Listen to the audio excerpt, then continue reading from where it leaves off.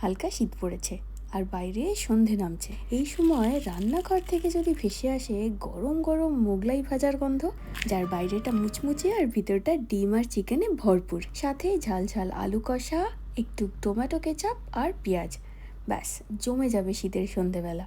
Mini Mughlai বানাতে আজকে আমি ব্যবহার করেছি গণেশ ময়দা। গণেশ ময়দা মানেই টেস্ট অফ পিওরিটি। ছোট থেকেই দেখেছি মা লুচি, নিমকি, পরোটা বা সিঙ্গারা যাই বানাক এই গণেশ ময়দাই ব্যবহার করতো। এটার বিশেষত্ব কি জানো? Colour sorter technology.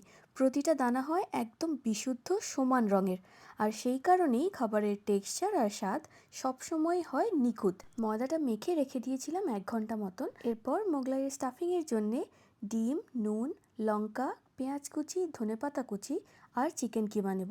বিশুদ্ধতা আর উজ্জ্বল রঙের জন্য আমি ব্যবহার করেছি গণেশের হলুদ গুঁড়ো আর লঙ্কা গুঁড়ো। 1/2 চামচ মতন গরম মশলা দিয়ে সবকিছু খুব ভালো করে মিশিয়ে নিয়েছি। ফ্ল্যাট প্যানে 1/2 কাপ তেল আর 2 চামচ ঘি গরম করতে দিয়ে ময়দা থেকে যে লেচিগুলো কেটে রেখেছিলাম সেটা দিয়ে পাতলা একটা গোল পরোটা বানিয়ে তার মধ্যে ডিম আর চিকেনের মিশ্রণটা দিয়ে পরোটার চারধার মুড়ে নিয়ে গরম তেলের মধ্যে দিয়ে লো টু মিডিয়াম হিটে 3-4 মিনিট ধরে ভাজতে হবে।